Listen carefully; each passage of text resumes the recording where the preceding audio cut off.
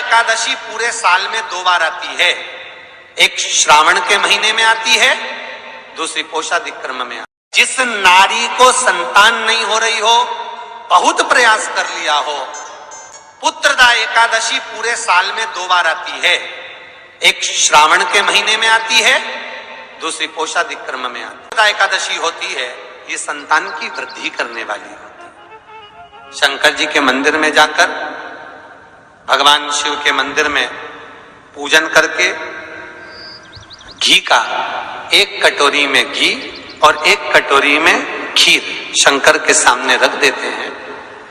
भगवान शंकर के मंदिर पर चौखट पर घी का दिया लगा देते हैं।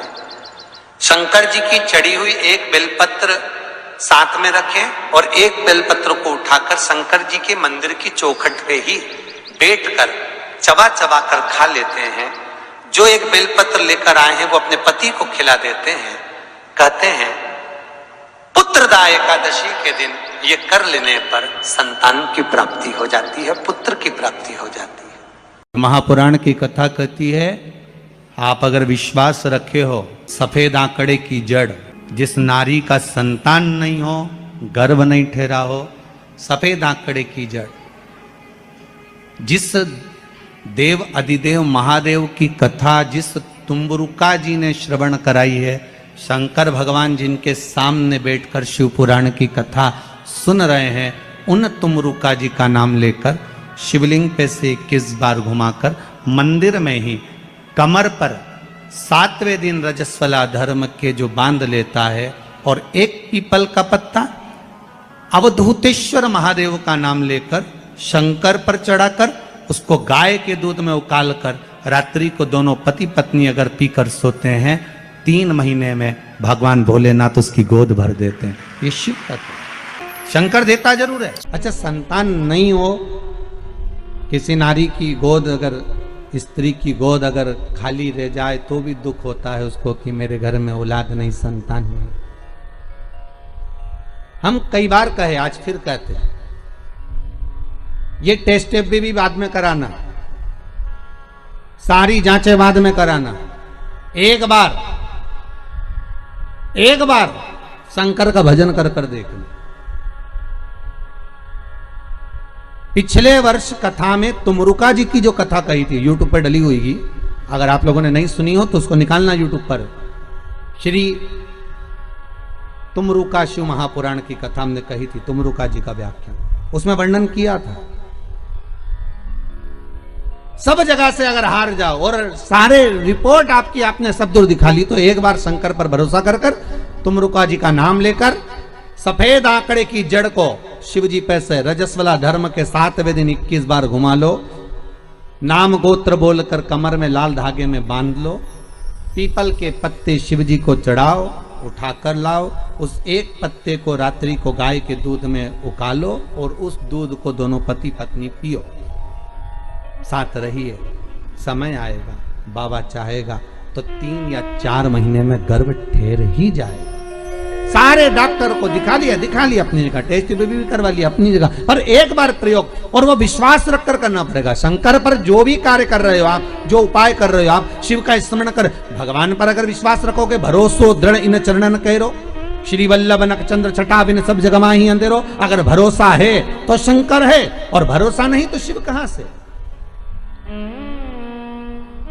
विश्वास लेकर अगर आए हो तो काम तो होगा। ये लोग काशी से आए हुए हैं, विश्वास लेकर ही तो आए होंगे कि हम जाएंगे शंकर की कथा में तो बाबा कृपा जरूर करेगा। कई लोग यहाँ पर बैठे हुए हैं जो विश्वास लेकर आए हुए हैं, दूर दूर से आए हुए हैं, केवल विश्वास लेकर कि भगवान कृपा करेगा किसी ना किसी रूप में, मुझे विश्वास है कि बाबा मेरी सुनेगा।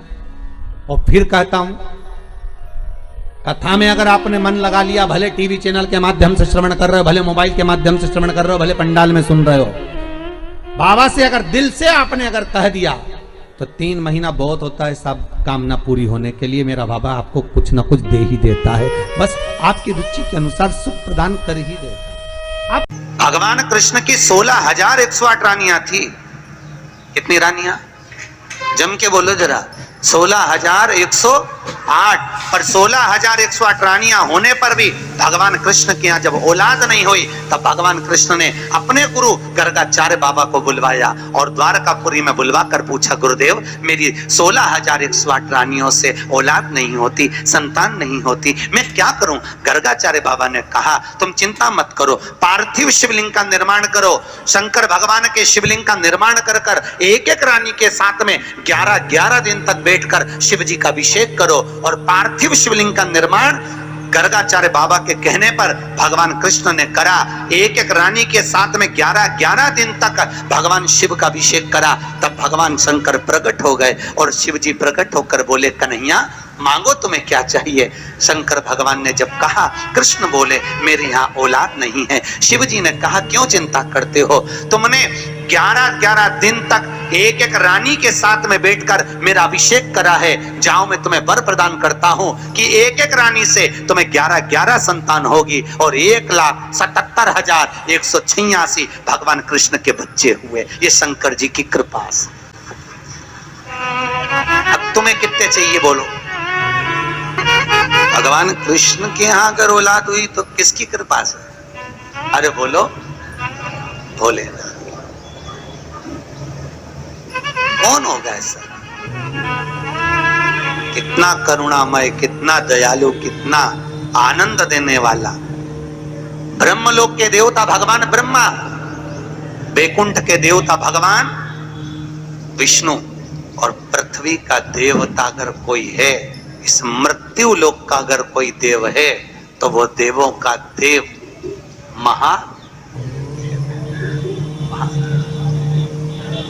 पृथ्वी का देव है, मृत्यु लोक का देव है महादेव। शंकर जी कहते हैं, भले तू ब्रह्मा को भज, चाहे तेरी मर्जी पड़े नारायण को भज, पर मृत्यु लोक का देव तो मैं हूं, पाला तो मुझसे पड़ना है ना, तब निपटूंगा तेरे से। अभी तू जा। फिर पाला कब पड़ता है? जब थोड़ी सी भी दिक्कत आ जाए, परेशानी आ जाए, एक्सीडेंट हो जाए, ब्लड प्रेशर ऊंचा नीचा हो जाए, शुगर बढ़ जाए, अटैक आ जाए, तब सीधे पंडित जी को फोन लगा के बोले महामृत्युंजय का पाठ करा दो। शंकर जी बोले अब आया मेरे पाले में, अब आया। और लगे हैं सब पाठ करने के लिए। भगवान नारायण का अगर विवाह भी कराने वाला कोई है लक्ष्मी से तो वो मेरा शिव ही है। कौन ने कराया था विवाह? शंकर भगवान। क्या नाम है माता लक्ष्मी की, माता जी का? अरे यहीं तो कोई ऊपर बोल रहा था, गुरुजी हमारे गुलबर्गा में तो खूब कथा होती है। आपका मालूम है गुरुजी? खूब कथा हुए हमारे यहाँ, खूब कथा चले। तो हमने कहा अच्छी बात है, बताओ जल्दी से माता लक्ष्मी जी की माँ का नाम क्या है? बोलो तो। हर हर महादेव। माता लक्ष्मी की माँ का नाम था ख्याति देवी। क्या नाम था? ख्याति देवी। कितनी लक्ष्मी हुई? अष्टलक्ष्मी। उसमें से नारायण को कितनी लक्ष्मी भी आई? 2 लक्ष्मी। एक माता ख्याति की पुत्री श्री लक्ष्मी और दूसरी समुद्र देवता की बेटी लक्ष्मी महालक्ष्मी। ये 2 लक्ष्मियां भगवान नारायण को भी आई। कौन कौन सी लक्ष्मी भी आई? जम के बोलो। एक श्री लक्ष्मी, कौन है ये? माता ख्याति की बेटी। और दूसरे नंबर पर महालक्ष्मी, कौन है ये? समुद्र देवता की बेटी। अब जिस नारायण भगवान के साथ में मंदिर में लक्ष्मी जी की पूजन करते हो, वो लक्ष्मी इन दोनों में से कौन सी? बोलो जल्दी से।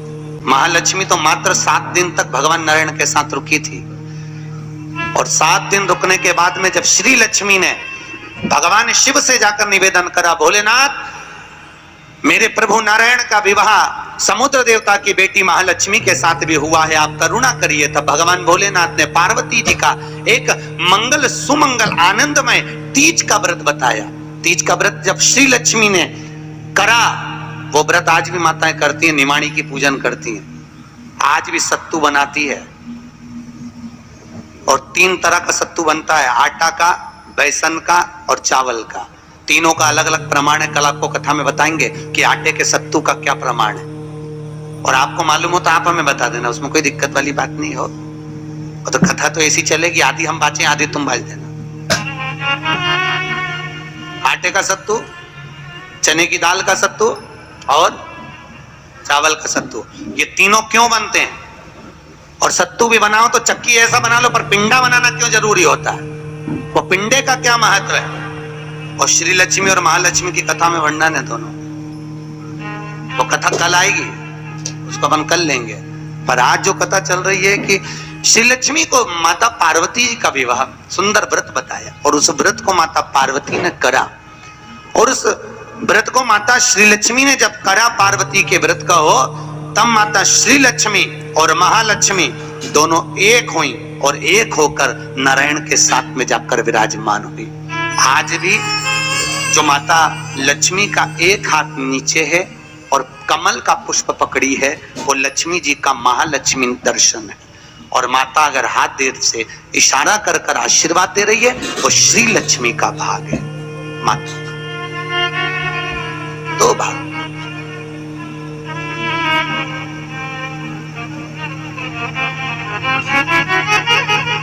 दो भाग में विराज। आज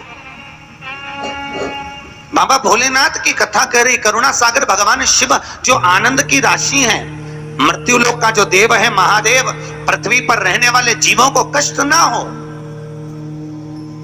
उनको सुख ही देने वाले, सदा प्रसन्नता प्रदान करने वाले। बद्रीनाथ किसका था? जिस बद्रीनाथ में नारायण बैठे हुए हैं, आप लोग बोलते हो ना बद्री विशाल भगवान की, अच्छे से बोलो, बद्री विशाल भगवान की। कौन बैठा है बद्री विशाल में? अरे बोल दो। तुम तो बोलने में भी घबराने लगे कि महाराज ना जाने क्या बोल देगा, पट्टा ही ठिकाने। कौन बैठे वहां पर? नारायण बैठे कि नहीं बैठे? तो वो बद्री विशाल किसका था? जिस बद्री विशाल के मंदिर में बद्री विशाल बैठे हैं, भगवान नारायण विराजमान हैं, वो बद्रीनाथ की भूमि किसकी थी? भगवान शिव और पार्वती का निज घर था। शिव और पार्वती वहां निवास करते थे, शंकर और पार्वती वहां रहते थे। एक बार भगवान नारायण के साथ में लक्ष्मी मैया भ्रमण के लिए निकली बद्री का आश्रम, अलकनंदा नदी के तट। और माता लक्ष्मी ने जैसे ही बद्रिकाश्रम को देखा, इतना सुंदर आश्रम, नारायण ने शिव जी को नमन करा, शंकर ने नारायण को नमन करा, दोनों एक दूसरे को नमन करे। और इतने में नारायण लक्ष्मी को लेकर वापिस जाने लगे, तो लक्ष्मी जी ने नारायण को रोक लिया और कहा, प्रभु रुकिए, मेरे वचन को सुनो, ये बद्रिकाश्रम मुझे बहुत अच्छा लग रहा है, नाथ कुछ भी करो पर ये बद्रिकाश्रम मेरा होना चाहिए। भगवान नारायण ने कहा, लक्ष्मी ये कभी नहीं हो सकता, क्योंकि यह शिव का वासा, ये शंकर की जगह है, ये भोलेनाथ जी की जगह है। और अगर ये शंकर जी का निज निवास है, शंकर जी का स्थान है, तो तुम्हारा कैसे हो सकता है? लक्ष्मी जी बोली, प्रभु चाहे कुछ भी हो जाए पर ये बद्रिकाश्रम मेरा होना चाहिए। लक्ष्मी जी जिद पेड़ गए। होता है अब पत्नी अगर जिद पेड़ जाए तो तुम्हें तो मालूम है, आधी रात के मेडिकल खुलवा के बाम की शीशी लेके आए, तो वो तो बद्रिकाश्रम। लक्ष्मी जी जिद पर अड़ गई। भगवान नारायण ने लक्ष्मी को खूब समझाया, क्यों उपद्रव करती है लक्ष्मी, मान जा, वो अपना नहीं है, जो अपना नहीं है वो अपना कैसे हो सकता है? नहीं प्रभु, मुझे तो वो बद्रिकाश्रम भाग गया और मुझे चाहिए, चाहे कुछ भी करो।